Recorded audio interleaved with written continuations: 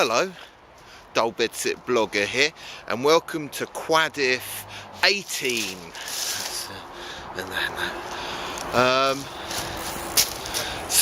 Back to a little bit more editing.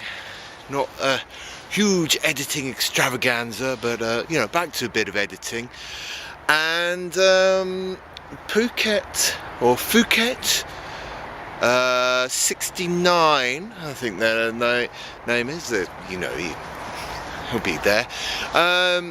Asked me a really good question that's got me really pondering, and it's kind of why I'm here on the beach. I thought this question is too big a question to sit in a bedroom and answer. It's too big to just be in my untidy bedsit and answer the question. I think it needs me to be out here in the open, so I can sort of get my brain ticking away with air and stuff like that. So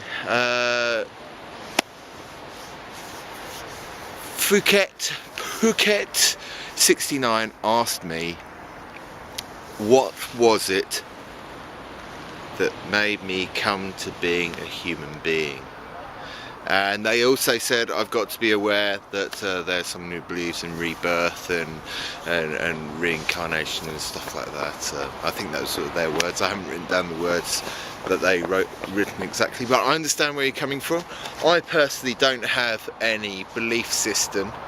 I'm not a huge fan of organised belief systems because it pits one belief system against another, and that doesn't make sense. They all basically say the same thing for me, really. But this isn't about belief systems, is it? We're talking about what is it that makes me human, what that made me become human. And the thing that makes me human, that I think, that thing that is Dull Bedsit Blogger, that creative spark that's there, that makes me part of the human race, I really think is kind of almost like a byproduct of a sort of biochemical reaction. If you imagine this shell here is like a test tube with a reaction happening in it, and my meanness is like when you set fire to hydrogen, you get a loud pop. It's kind of like that, but it's sort of like I am that, if that makes sense. I'm not very good at explaining these kind of things, which is why I don't really talk about these things, but I do want to talk about them. But then, it's a kind of really personal thing, and words kind of don't really do it justice. And I do, even though I don't necessarily believe in reincarnation, I do look at the world. It is kind of almost like a big box of Lego, and there's only a finite number of bits of Lego.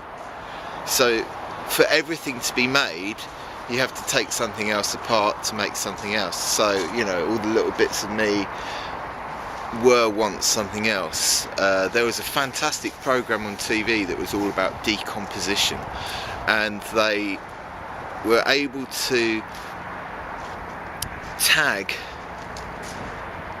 nitrogen from a plant, and they made a fertilizer out of the plant, and they fertilized it into some radishes, and they were able to see the exact parts where those bits of nitrogen from that plant had gone into the next plant and were throughout the plant, in the actual radish fruit, throughout the leaves.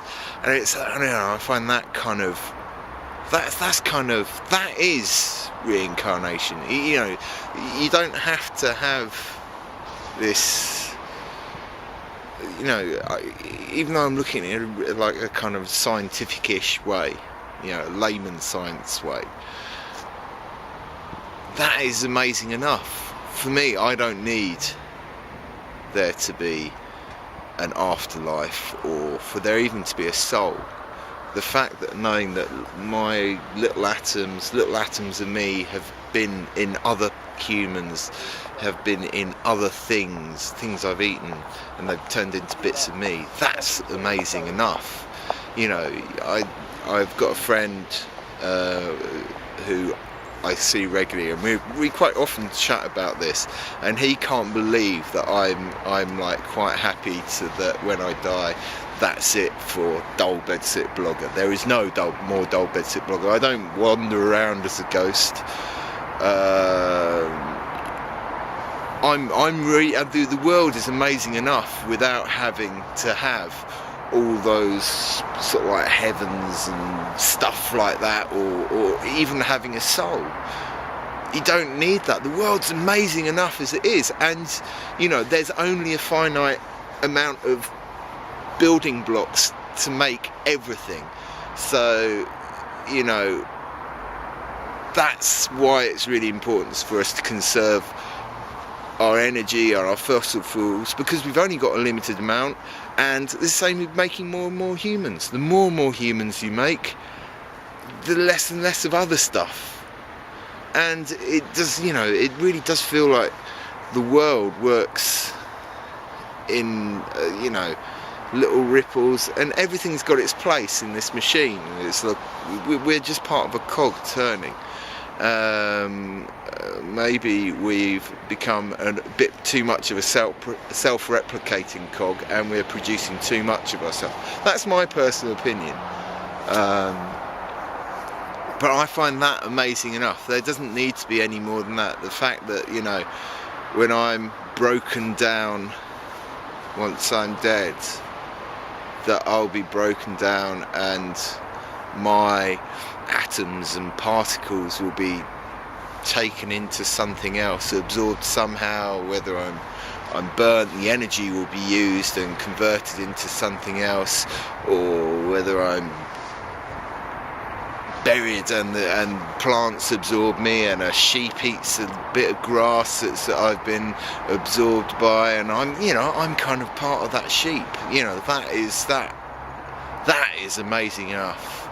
I don't, you know, even though I don't have a kind of relationships with gods and heavens and souls and stuff like that, it doesn't mean I don't have spirituality, you know, and that kind of, the fact that, you know, everything in me is recycled and has been going on forever. There's nothing created from nothing.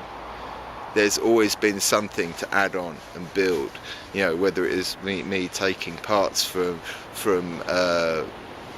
my mother's womb and, you know, absorbing stuff through the placenta to build me, and, you know, that was from the food that she's eaten, that's from, you know, that's from energy that she's built up.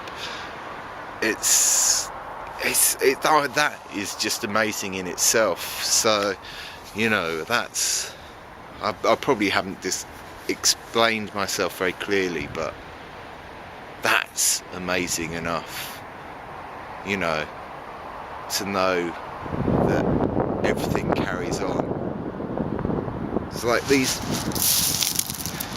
on the beach, these pebbles will get rubbed together and turn into sand and be dumped down the coast somewhere as sand to add to a sandy beach, and eventually that sand might get compacted and turned into sandstone, which will get further compacted and turned into another type of rock. You know, that's it. Everything lasts forever, and everything is connected. Even in the air, you know, the gap between me and this camera, that's not filled with nothing. There's gas particles there, and that's something. So everything is, you know, are we stuck in a massive soup and we're moving really slowly, but we feel like we're moving fast because we're just used to that, of wading through this soup of stuff that's coming towards us. Anyway, I sound like some terrible stoner, and I'm not. That's the weirdness of it all.